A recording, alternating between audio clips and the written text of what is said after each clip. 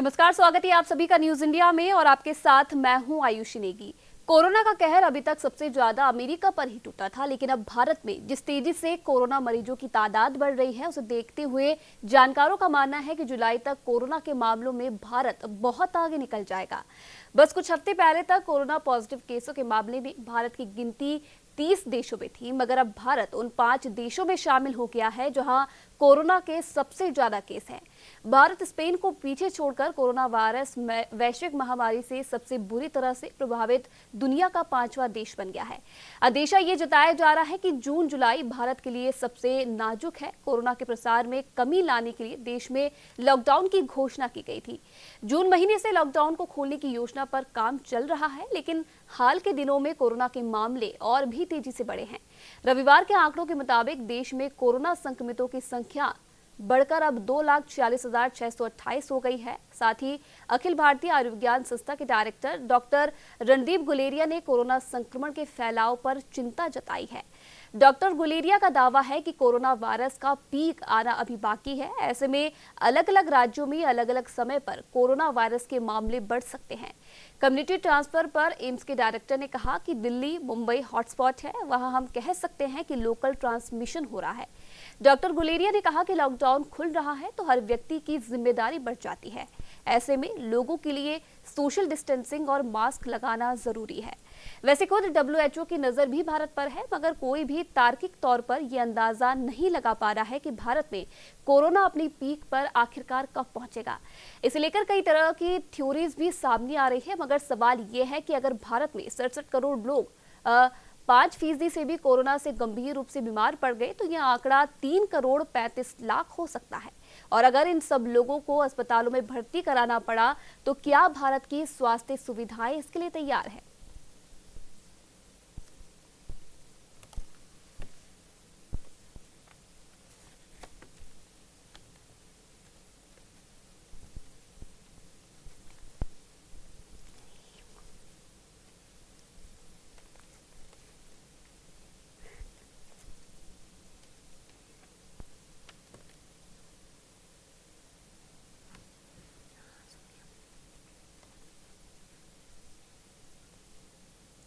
तो इसी खबर पर ज्यादा जानकारी देने के लिए देहरादून से संवाददाता महावीर नेगी हमारे साथ यहां पर फोन लाइन पे जुड़े हैं। महावीर जी, अगर जिस तरीके से अगर देश में बात की जाए तो लगातार कोरोना के मामलों में तेजी से बढ़ावा हो रहा है। अगर उत्तराखंड की स्थिति की मैं बात करूं तो फिलहाल क्या कुछ अपडेट है कोरोना की स्थिति को लेकर उत्तराखंड से? बिल्कुल, देखिए अरुषि, अगर उत्तराखंड की बात की जाए तो लगातार यहाँ भी कोरोना का जो आंकड़ा है वो लगातार बढ़ रहा है। और मौजूदा समय में अगर बात करें तो कोरोना का जो आंकड़ा है वो 1308 पहुंच चुका है। और यहाँ पर जो संक्रमित मरीज हैं वो 1308 हैं। हालांकि कुछ मरीज जरूर सही हुए हैं। और जब से प्रवासियों को वापस लाने की कवायद शुरू हुई और प्रवासियों के उत्तराखंड पहुंचने की का जो सिलसिला है वो शुरू हुआ है, तो वहां से लगातार यहाँ पर जो आंकड़े हैं वो बढ़ रहे हैं। तो अवश्य हम कह सकते हैं कि इस पूरे मामले को लेकर लगातार जो आंकड़े बढ़ रहे हैं। और साथ ही साथ अगर हम बात करें उत्तराखंड की, तो उत्तराखंड में जहां रेड जोन फिलहाल अभी एक नैनीताल जिला है वो रेड जोन में है और दूसरे बाकी सभी जिले ऑरेंज जोन में है और ग्रीन जोन में कोई भी जिला नहीं है। और आज ही ये तय होगा कि जो दूसरे जिले हैं, क्योंकि उसके बाद से हर हफ्ते ये मॉनिटरिंग किया जाता है कि कौन सा जिला किस जोन में रखा जाए। तो आज शाम तक ये तय हो जाएगा कि कौन सा जिला किस जोन में रखा जाएगा। और क्योंकि एक हफ्ते के दौरान जो आंकड़े बढ़े हैं उससे यही अंदाजा लगाया जा रहा है कि कई जो जिले हैं उनके जो ऑरेंज जोन से रेड जोन में जाने की संभावना है। आरुषि जी, महावीर जी, अगर उत्तराखंड की स्थिति की मैं बात करूं तो एक अलग ही स्थिति उत्तराखंड में नजर आई थी, क्योंकि जिस तरीके से लॉकडाउन के शुरुआती दौर में हमने देखा तो काफी कम संख्या कोरोना संक्रमितों की उत्तराखंड में थी, लेकिन जिस तरीके से अब लॉकडाउन का 5वां फेज फिलहाल यहाँ पर चल रहा है और उतनी ही तेजी से उत्तराखंड में अब ये संक्रमितों के आंकड़े भी बढ़ते जा रहे हैं। कल से जिस तरीके से अनलॉक 1 भी यहाँ पर स्टार्ट होने वाला है और तमाम नई गाइडलाइंस भी यहाँ पर निकाली गई है धार्मिक स्थलों को खोलने की, शॉपिंग मॉल्स को खोलने के लिए, तो क्या कुछ फिलहाल राज्य सरकार की तरफ से इन सब चीजों के लिए तैयारियां की गई है? बिल्कुल, देखिए ये सबसे बड़ा सवाल यही है कि क्योंकि मौजूदा परिस्थिति में जिस तरह से कल से जो धार्मिक स्थल हैं वो खोले जाने हैं और बाकायदा इसके लिए तैयारियां भी हम देख रहे हैं कि लगातार हर छोटे बड़े मंदिरों में तैयारियां भी चल रही हैं कि किस तरह से सोशल डिस्टेंसिंग का पालन कराया जाए, किस तरह से टेम्परेचर और दूसरे जो सैनिटाइजर की व्यवस्था है वो कैसे की जाए। तो ये तमाम तरह की कोशिशें चल रही हैं, लेकिन साथ के साथ जैसे लगातार जो आंकड़े हैं वो बढ़ रहे हैं, तो ऐसे में लोग आशंकित और डरे हुए भी हैं, क्योंकि हमने देखा है कि शुरुआती कोरोना काल के शुरुआती दौर में उत्तराखंड ही नहीं बल्कि पूरा देश बेहतर स्थिति में नजर आ रहा था। लेकिन जैसे जैसे कोरोना काल का ये समय बढ़ता जा रहा है तो आंकड़े भी लगातार बढ़ते जा रहे हैं। हमने देखा था कि शुरू में जो पूरे विश्व में इंडिया की स्थिति थी वो बहुत अच्छी स्थिति थी, लेकिन आज हम 5वें देश, सबसे ज्यादा जो संक्रमित देश हैं उसमें 5वें नंबर पर आ रहे हैं। तो ये कहीं ना कहीं अपने आप में एक बड़ी जो चिंता का विषय है। और साथ ही जिस तरह से 8 तारीख से 8 जून से जो अनलॉकडाउन 1 शुरू होने वाला है, तो ये कहीं ना कहीं ये चिंता भी लोगों में है, ये डर भी लोगों में है कि ये आंकड़े को और ना बढ़ा दे। तो ऐसे में जरूरी है कि लोग भी जागरूक रहें, सचेत रहें और सजग रहें। यही एक व्यवस्था अगर लोगों के मन में बना के वो चलें तो कहीं ना कहीं इस आंकड़े को रोका जा सकता है, इस आंकड़े में कमी लाई जा सकती है। जी बिल्कुल, जिस तरीके से आपने यहाँ पर जानकारी दी है, कल से धार्मिक स्थल कई राज्यों में खोले जा रहे हैं नई गाइडलाइंस के मुताबिक, अनलॉक के हिसाब से। लेकिन उत्तराखंड में जिस तरीके से चारों धामों के कपाट खोल दिए गए हैं और कहीं ना कहीं लोगों के मन में अभी भी इस बात को लेकर संशय है कि क्या जो यात्रा है क्या ये स्टार्ट हो पाएगी, तो इसे लेकर फिलहाल क्या कुछ बात यहाँ पर बन पाई है राज्य सरकार के अंदर, क्या कुछ यहाँ पर जानने को मिल रहा है, कब से जो ये चारधाम यात्रा है इसकी शुरुआत की जाएगी कोरोना के बीच में? बिल्कुल, देखिए चारधाम यात्रा को लेकर लगातार शुरू से संशय बना हुआ है। और जब कोरोना काल में शुरुआती दौर में तो चारधाम यात्रा को पूरी तरह से रोक लगाई हुई थी।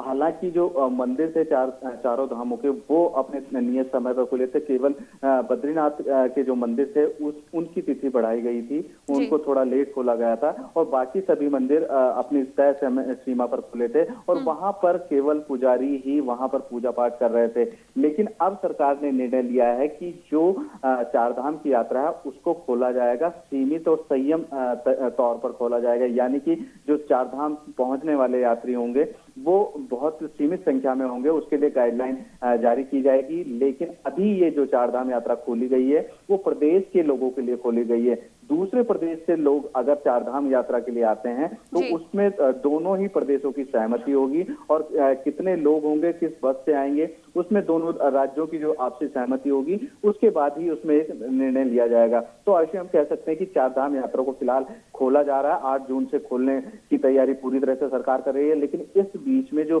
तीर्थ पुरोहित हैं बद्रीनाथ और केदारनाथ धाम के और दूसरे गंगोत्री यमुनोत्री धाम के जो तीर्थ पुरोहित हैं, स्थानीय लोग हैं, वो इस यात्रा को खोले जाने का विरोध कर रहे हैं। तो ये कहीं ना कहीं अपने आप में अभी संशय की स्थिति बनी हुई है, क्योंकि वो लोग कोरोना के लगातार बढ़ते संक्रमण के जो आंकड़े हैं उस पे कहीं ना कहीं भयभीत हैं और उनका मानना यह है कि 30 जून तक कम से कम जो चारधाम की यात्रा है उस पर रोक लगी रहनी चाहिए थी। हालांकि सरकार आज शाम तक, देर शाम तक इस पर निर्णय ले लेगी कि किस तरह के गाइडलाइन जारी होती है और क्या इसमें निर्णय लिया जाता है। लेकिन फिलहाल की स्थिति में सरकार की ओर से यही बयान आया है कि वो 8 जून से संयमित और बिल्कुल सीमित संख्या में जो यात्रा है उसको खोलने जा रही है और अन्य राज्यों से जो सहमति है उसके बाद वहां के यात्रियों को चारधाम के लिए परमिशन दी जाएगी।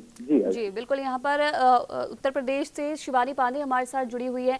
शिवानी, अगर उत्तर प्रदेश की मैं बात करूं तो राजस्थान के बाद उत्तर प्रदेश अब ऐसा राज्य बन चुका है जहां पर 10,000 से ज्यादा कोरोना संक्रमितों के मामले पहुंच चुके हैं। कल से अनलॉक 1 की शुरुआत होने जा रही है, किस प्रकार की तैयारियां फिलहाल राज्य सरकार के द्वारा की गई है? बिल्कुल आरसी, राजस्थान के बाद अब उत्तर प्रदेश ही आता है। उत्तर प्रदेश में आंकड़ा हर दिन दुगने रफ्तार से लगातार बढ़ता जा रहा है। 10,000 के पार यहाँ पर आंकड़ा इस पर पहुंच चुका है। लेकिन ये कुल संक्रमितों की संख्या है। अगर मैं एक्टिव केसेस की बात करूं तो केवल 3,927 ही एक्टिव केस इस वक्त उत्तर प्रदेश में मौजूद है। तो कहीं ना कहीं स्थिति भी नियंत्रण में है और सरकार लगातार सतर्क है कोरोना वायरस को लेकर।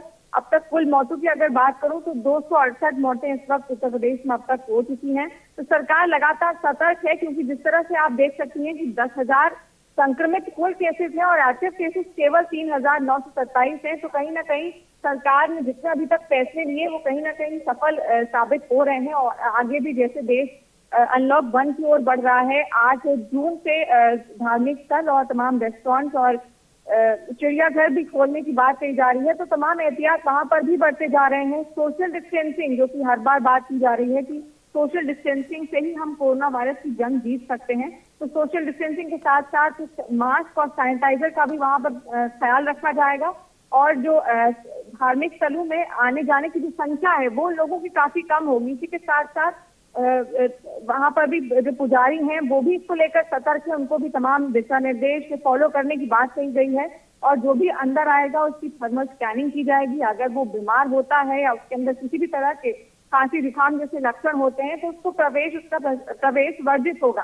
तो तमाम एहतियात यहाँ पर अनलॉक 1 जिस तरह खुल रहा है और कोरोना के केस लगातार हर दिन ब दिन नए मिलते जा रहे हैं, उसको लेकर तमाम एहतियात यहाँ पर बढ़ते जा रहे हैं। इसी को ध्यान में रखते हुए अब सरकार ने 8 जून से धार्मिक स्थल और रेस्टोरेंट्स और होटल्स को खोलने की बात कही है। तो कहीं ना कहीं अब अर्थव्यवस्था को भी रास्ते पर लाना बहुत जरूरी है। जी आयुषी, बिल्कुल, जिस तरीके से यहाँ पर स्वास्थ्य मंत्रालय ने भी कहा है कि पीक पर आना, फिलहाल जो कोरोना की स्थिति है पीक पर आना उसका भी बाकी है। गाइडलाइंस के हिसाब से जिस तरीके से नए नियम यहाँ पर निकाले गए हैं, कल से धार्मिक स्थल खोले जा रहे हैं, शॉपिंग मॉल्स खोले जा रहे हैं, तो किस प्रकार से, क्योंकि चलिए जनता की जिम्मेदारी तो यहाँ पर बन जाती है और जिम्मेदारी अपनी जनता निभा भी रही है, लेकिन किस तरीके से जो सरकार की यहाँ पर तैयारी की अगर मैं बात करूँ तो क्योंकि कहीं ना कहीं सरकार का ये कहना था इस बार सख्ती ज्यादा यहाँ पर देखने को मिल सकती है, तो किस प्रकार से सरकार की तैयारी है, किस तरीके से मॉनिटरिंग यहाँ पर की जाएगी, जो मंदिर है उनके बाहर किस तरीके के इंतजाम किए जा रहे हैं? जी बिल्कुल आयुषी, जैसा कि मैंने पहले भी बताया कि सरकार कोरोना वायरस के बढ़ते आंकड़ों को लेकर पहले से ही सतर्क है और जिस तरह अनलॉक 1 की स्थिति में अब देश आ चुका है और आंकड़े फिर भी लगातार बढ़ते जा रहे हैं, तो तमाम एहतियात और दिशा निर्देश गाइडलाइंस कोरोना वायरस को लेकर लगातार सरकार जारी कर रही है। और यहाँ पर भी धार्मिक स्थलों में जो खासतौर से जो पंडित और मौलवी जितने भी लोग हैं उनको बोला गया है कि आप दिशा निर्देशों का सख्ती से पालन करें। तो कहीं ना कहीं सख्ती भी अब और बढ़ गई है, जितनी छूट मिल रही है उसके साथ साथ सख्ती को भी बढ़ा दिया गया है। धार्मिक स्थल के अंदर अगर आप जाएंगे या फिर रेस्टोरेंट्स और होटल्स के अंदर प्रवेश से पहले ही वहां पर थर्मल स्कैनिंग का इंतजाम किया गया है, वहां पर जांचा जाएगा। अगर आपके अंदर किसी भी तरह के कोई लक्षण मिले तो फिर आपका प्रवेश वर्जित होगा। इसी के साथ साथ जो कर्मचारी हैं, अगर कोई गर्भवती महिला है या फिर कोई पहले से ही काफी बीमार है, उसको आने के लिए मना किया गया है, यानी कि उसका प्रवेश वहां पर भी वर्जित होगा। इसके साथ धार्मिक स्थलों के बाहर जूते चप्पल अगर हम रख देंगे, उनके लिए भी इंतजाम किया गया, या तो आप गाड़ी के अंदर ही रख के उनको जाइए या फिर एक स्थान बनाया जाएगा वहां पर आपको उतारना है। इसके साथ साथ मास्क आपको लगा के अंदर जाना पड़ेगा। सैनिटाइजेशन की व्यवस्था की गई है। जी आयुषी, क्या कुछ यहाँ पर जो लोग हैं उनकी संख्या को लेकर यहाँ पर बातचीत जानकारी आपको मिली है? क्या कुछ सरकार की तरफ से निकाला गया है, कितनी संख्या में एक बार में लोग जो धार्मिक स्थल है उनके अंदर जा सकते हैं? जी शिवानी। जी आयुषी, अगर मैं बात करूं प्रवेश के लिए तो ज्यादा संख्या में लोग, जिस तरह से भक्तों की भीड़ इससे पहले मंदिरों के बाहर दिखती थी, वो अब आपको देखने को नहीं मिलेगी। चिड़ियाघर में भी 3 फेज में एंट्री होगी, पहला फेज, दूसरा फेज और तीसरा फेज, और एक समय में केवल 300 लोग ही वहां अंदर जा सकते हैं। ऐसे ही धार्मिक स्थलों का भी हाल है, जहाँ पर एक समय में कुछ ही लोग मंदिरों के अंदर प्रवेश कर सकते हैं। इसके साथ ही साथ जो प्रसाद वितरण आज तक होता था वो कोरोना के दौर में बंद कर दिया गया है, यानी कि आप भक्तों को पूजा पाठ करने के बाद जो प्रसाद वितरण होता था, प्रसाद नहीं दिया जाएगा। और तमाम यहाँ पर एहतियात बढ़ते जा रहे हैं। मास्क लगाकर आपको अंदर जाना बहुत ज्यादा जरूरी है। और जैसा कि मैंने पहले बताया कि जूते चप्पल के लिए भी खास इंतजाम वहाँ पर किए गए हैं, चप्पल स्टैंड वगैरह लगाया गया है। एसी चलाए जा सकते हैं, लेकिन उनके टेम्परेचर की जो डिग्री होनी चाहिए वो 24 से 30 के बीच होनी चाहिए।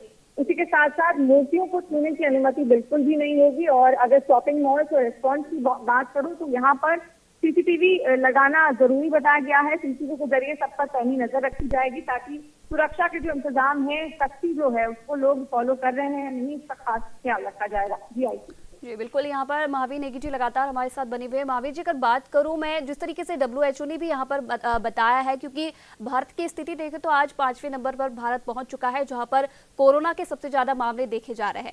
लेकिन इसी बीच जो WHO है उन्होंने कहा है कि भारत में फिलहाल अभी उस तरीके की स्थिति नहीं है जिस तरीके की स्थिति हमने वो तमाम देशों में देखी थी जहां पर कोरोना का सबसे ज्यादा कहर देखने को मिला है। लेकिन इस बीच कहीं ना कहीं ये सवाल भी यहाँ पर उठता है, क्योंकि पीक पर अभी कोरोना पहुंचा नहीं है भारत में। जून जुलाई का समय यहाँ पर दिया गया है, अगर पीक पर अगर कोरोना पहुंचता है, लेकिन सवाल यह है कि क्या जो हमारी स्वास्थ्य सेवाएं हैं क्या इसके लिए तैयार है। अगर मरीजों का आंकड़ा बढ़ता है तो क्या अस्पतालों में उस तरह की व्यवस्थाएं पूर्ण रूप से है हमारे अस्पतालों में? बिल्कुल जाहिर सी बात है आरुषि कि ये एक सबसे बड़ा सवाल है और जिस तरह से लगातार आंकड़ा बढ़ रहा है और ये आशंका लगातार जताई जा रही है कि अभी हम लोग पीक पर नहीं पहुंचे हैं, अभी इंडिया में पीक पर कोरोना की स्थिति नहीं है। तो ऐसे में जब लगातार आंकड़े बढ़ रहे हों तो ऐसे में पीक पर स्थिति आने की स्थिति में क्या व्यवस्थाएं होंगी, ये सबसे बड़ा सवाल है। हालांकि जिस तरह से हम देख रहे हैं, मैं अगर पर्टिकुलर उत्तराखंड की बात करूं तो उत्तराखंड में लगभग सभी अस्पतालों में जो व्यवस्थाएं हैं वो की गई हैं और कोरोना के लिए अलग से आइसोलेशन वार्ड बनाए गए हैं। इसके अलावा जो अस्थायी बेड भी हैं, अस्थायी बेड को लेकर भी अस्पताल यहाँ पर बने हैं। तो कुल मिलाकर हम कह सकते हैं कि व्यवस्थाएं पूरी करने का दावा जरूर किया जा रहा है, क्योंकि इन व्यवस्थाओं की असली हकीकत तब पता चलेगी जब कोरोना पीक पर होगा और जब इनकी जरूरत पड़ेगी। क्योंकि अभी से दावे जरूर सरकारों की ओर से किए जा रहे हैं कि उन्होंने अस्थायी बेड और कई होटल्स और कई जो स्टेडियम्स हैं उनको एक तरह से आइसोलेशन वार्ड और दूसरे जो अस्थायी अस्पताल हैं कोरोना के लेकर वो बनाए हैं। लेकिन इन व्यवस्थाओं की असली जो टेस्ट होगा वो तभी पता चल पाएगा, क्योंकि जून के अंत में और जुलाई के लगभग आधे जुलाई तक वो पीक समय कोरोना का होने वाला है। तो ऐसी स्थिति में दावे जरूर हम कह सकते हैं कि सरकार की तरफ से किए गए हैं, लेकिन फिलहाल की स्थिति में अगर मैं बताऊं उत्तराखंड में अभी 5 लैब्स हैं, वो 5 लैबों में जो कोरोना के टेस्ट हैं वो वहां पर हो रहे हैं और जितनी संख्या में सैंपल लिए जा रहे हैं उतनी संख्या में जो परिणाम है टेस्ट की रिजल्ट नहीं आ पा रहे हैं। और अभी भी अगर मैं उत्तराखंड की पर्टिकुलर बात करूं तो उत्तराखंड में तकरीबन 8,000 के आसपास 6 से 8,000 के आसपास ऐसा आंकड़ा है जिनकी की अभी कोरोना के टेस्ट की रिपोर्ट आनी बाकी है। तो आयुषी ये एक सबसे बड़ा सवाल है कि आखिर इतने सैंपल्स लिए जा रहे हैं तो उनकी रिपोर्ट नहीं आ पा रही है, तो कहीं ना कहीं हमारे पास संसाधनों की कमी है। ऐसे में सबसे बड़ी जरूरत यही हो जाती है, सबसे बड़ा एक तरह से हम कह सकते हैं कि नागरिकों का जिम्मेदारी कर्तव्य यह हो जाता है कि सोशल डिस्टेंसिंग, मास्क, सैनिटाइजर के थ्रू ही इसका बचाव किया जा सकता है। जी, अगर नज़ारे की मैं बात करूं, क्योंकि जिस तरीके से जनता ने भी यहाँ पर काफ़ी सहयोग सरकार की तमाम गाइडलाइंस में दिया है, तो किस तरीके की तस्वीरें देखने को मिल रही है? क्या जनता जो ये अनलॉक एक स्टार्ट होने वाला या तमाम छूट यहाँ पर दी गई है, क्या जनता इसका पालन कर रही है? जिस तरीके से मास्क लगाना अनिवार्य है, सोशल डिस्टेंसिंग की यहाँ पर हम बात कर रहे हैं, तो क्या कुछ जनता के अंदर यहाँ पर देखने को मिल रहा है?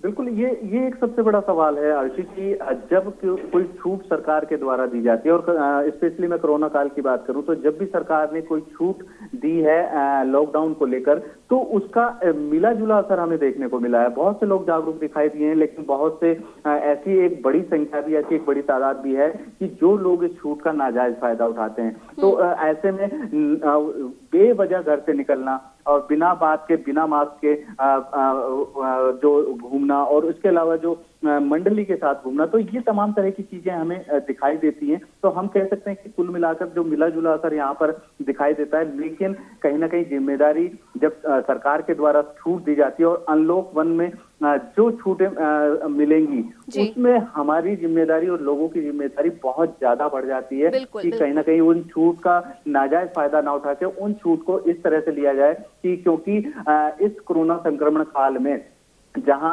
जरूरत बचाव की है वहीं साथ ही साथ देश के सामने अर्थव्यवस्था की भी चुनौती है। तो ये दोनों को साथ में लेकर चलना है, तो हर नागरिक का कर्तव्य बन जाता है कि वो जागरूक रहे, सजग रहे।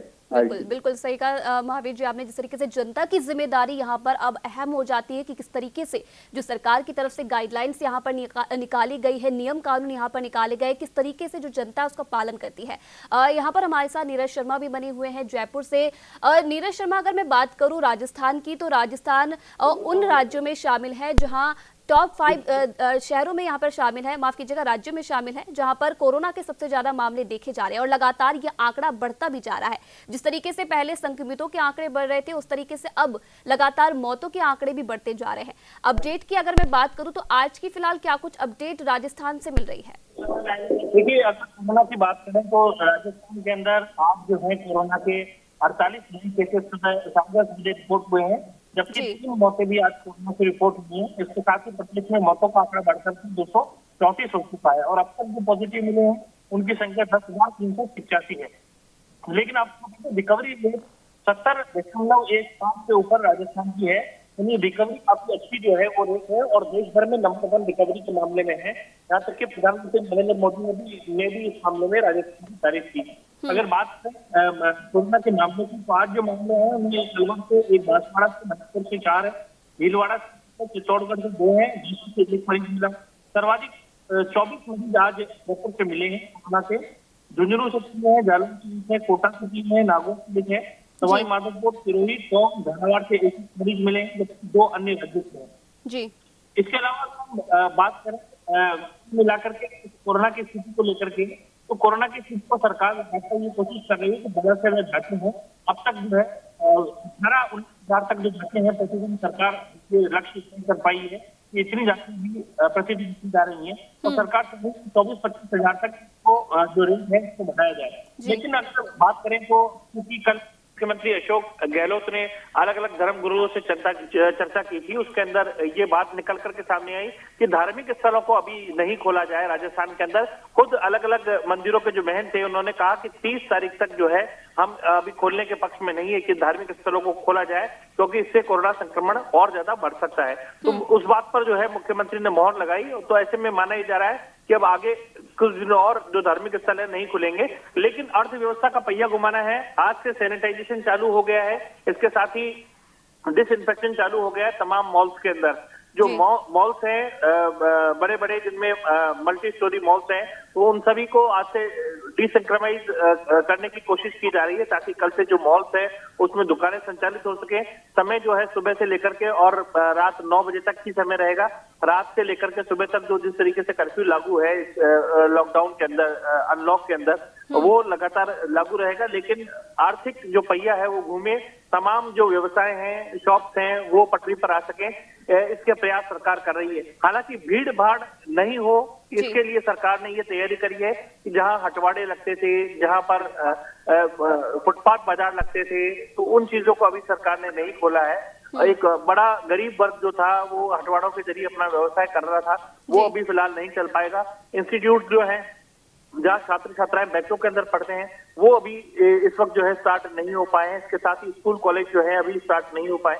तो ऐसी बहुत सारी चीजें हैं जिनको अभी अनलॉक के तहत जो है अभी अमली जामा नहीं पहनाया गया है। धार्मिक स्थलों की, अगर धार्मिक स्थलों की बात यहाँ पर मैं करूँ नीरज जी, तो कहीं ना कहीं कल धर्म गुरुओं के साथ यहाँ पर सीएम गहलोत ने बैठक की थी, तमाम बातचीत यहाँ पर हुई थी, जहाँ पर ये माना गया है कि कहीं ना कहीं सहमति नहीं जताई है धर्म गुरुओं ने अभी धार्मिक स्थलों को खोलने की।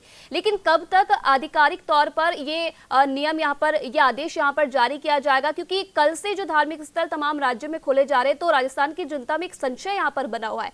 कब तक ये आधिकारिक तौर पर निर्देश निकाले जाएंगे कि राजस्थान में फिलहाल अभी धार्मिक स्थलों पर पाबंदी रहेगी? देखिए, आपको बता दें कि कल जो धर्म गुरु के साथ चर्चा होगी मुख्यमंत्री अशोक गहलोत की, तो उसमें धर्म गुरु भी थे, संत महंत भी थे, धार्मिक संगठनों के प्रतिनिधि भी थे। उन्होंने धर्म स्थल खोलने के लिए जिला कलेक्टर की अध्यक्षता में मुख्यमंत्री ने कहा है कि एक कमेटी बनेगी। अब आपको बता दें मुख्यमंत्री ने व्यक्तिगत तौर पर ये कह दिया है कि एक कमेटी बनाई गया जिसकी तमाम जो जिले हैं, जिले के कलेक्टर की अध्यक्षता करेंगे और ये कमेटी जो है वो धार्मिक स्थलों की स्थिति देखेगी, वहाँ सोशल डिस्टेंसिंग की पालना हो सकती है नहीं हो सकती है देखेगी, सैनिटाइजेशन अन्य जो है प्रोटोकॉल है उनको देखा जाएगा और संक्रमण से बचाव के विभिन्न उपायों पर विमर्श किया जाएगा। इसके बाद ही धर्मस्थलों को खोलने के लिए सुझाव मिलेगा। तो कमेटी में पुलिस अधीक्षक और मुख्य चिकित्सा स्वास्थ्य अधिकारी जो है ये भी मौजूद रहेंगे और सभी धर्मों के धर्मगुरु, जिले के प्रमुख धार्मिक स्थलों के प्रमुख मुख्य जो महंत है और ट्रस्टी है, व्यवस्थापक सदस्य जो है, ये उसमें शामिल होंगे। मुख्यमंत्री ने साथ ही ये भी कहा कि कोरोना के मामले जैसे सामने आए, राज्य सरकार ने चुनौती से निपटने के लिए धर्मगुरुओं, जनप्रतिनिधियों, स्वयंसेवी संगठनों और उद्यमी जो है उनके साथ सभी वर्गों को साथ में लिया है और हमें सरकार को गर्व है कि सभी प्रशासन का पूरा सहयोग भी किया है। राजस्थान में स्थिति फिलहाल जो है नियंत्रण में कही जा सकती है, क्योंकि डेथ जो है वो डेथ रेट जो कम है, इस तरीके से रेट भी काफी अच्छी राजस्थान के अंदर देश भर में अव्वल राजस्थान है। कोरोना का खतरा लेकिन अभी चला नहीं है, इस तरह धर्म स्थल को खुद से खोले जाने को इन सुझाव जो है वो लिए जाएंगे और जिला कलेक्टर लेकर के कोई निर्णय ले सकते। विश्व स्वास्थ्य संगठन की बात करें तो विश्व स्वास्थ्य संगठन और कई इंस्टीट्यूट के अनुसार आने वाले समय में कोरोना की स्थिति और ज्यादा विकसित हो सकती है। ऐसा पूरी तरीके से जो सतर्कता है और सतर्कता ये बरतनी होगी। तमाम जो धर्मगुरु हैं, संत महंत हैं, इसके साथ ही धार्मिक संगठनों के पदाधिकारी, उनके सरकार को अपील की है। अब तक जिस तरीके से चुनौती से निपटने में सभी ने अपनी प्रभावी भूमिका निभाई, आगे भी लोगों को हेल्थ प्रोटोकॉल सही करने के नियम है, इनके पालने के लिए जागरूक किया जाए। और धर्म गुरु का संदेश समाज में एक अलग प्रभाव छोड़ता है। धर्म गुरु भी अपना संदेश समाज में दें। इस दौरान चिकित्सा मंत्री ने भी आपको बताया, ये कहा कि संकट की घड़ी में राज्य सरकार ने एक अवसर के रूप में इस घड़ी को लेकर प्रदेश में चिकित्सा के आधारभूत ढांचे को मजबूत करने की पहल साथ में की है। और राज्य सरकार की उपलब्धि की जो प्रशंसा है वो सब जगह हुई। प्रधानमंत्री ने भी इस चीज को माना है। प्रदेश की सभी धार्मिक संस्थाओं ने इस लड़ाई में भरपूर सहयोग दिया है और संक्रमण से बचाव को लेकर के जो व्यवस्था है वो करनी है, भीड़ का नियंत्रण करना है, प्रोटोकॉल की पालना करनी है। ऐसे विषयों पर सुझाव महंतों से लेकर के ही उचित निर्णय किया जाएगा। और इसके साथ ही आपको बता दें 10,000 से ज्यादा मामले प्रदेश में सामने आ चुके हैं कोरोना के। इनमें से 7,384 रोगी ठीक हो चुके हैं। ऐसे में हमारा ये बात गवर्नर को भी है, लेकिन जिस तरीके से आगे WHO ने आशंका जताई है अचानक जो मामले बढ़ सकते हैं, क्योंकि लगातार कंपनियों का आवागमन हो रहा है और बाहर से जो लोग हैं, श्रमिक हैं, वो लोगों की चहल कर लगातार बढ़ रही है। ऐसे में जब जिला कलेक्टर धर्मगुरुओं के साथ चर्चा कर लेंगे, मौके पे फिजिबिलिटी जाके चेक कर लेंगे, ये जाकर देख लेंगे कि वहाँ मंदिर में या फिर ऐसे धार्मिक स्थलों पर कितनी जगह गुरुद्वारे हों चाहे मस्जिद हो, उस जगह में कितने लोग आ सकते हैं, कितने लोगों को प्रवेश दिया जा सकता है, उसकी क्या व्यवस्था है, तो इन तमाम चीजों पर जो है चर्चा हो जाएगी। उसके बाद ही कुछ डिसीजन लिया जाएगा। जी बिल्कुल, बहुत बहुत धन्यवाद तमाम जानकारी देने के लिए आप तीनों का। तो लगातार जिस तरीके से हम देख रहे हैं कोरोना का संक्रमण बढ़ता जा रहा है, देश दुनिया में इसका कहर देखने को मिल रहा है और आज वहीं भारत ऐसे देशों में शामिल हो चुका है, ऐसे टॉप 5 देशों में शामिल हो चुका है जहां कोरोना के सबसे ज्यादा संक्रमित मरीज मिले हैं। बहरहाल कल से अनलॉक 1 की शुरुआत होने जा रही है। नई गाइडलाइंस यहां पर निकाली गई है और नई गाइडलाइंस के हिसाब से तमाम धार्मिक स्थल और शॉपिंग मॉल्स भी यहाँ पर खोले गए हैं।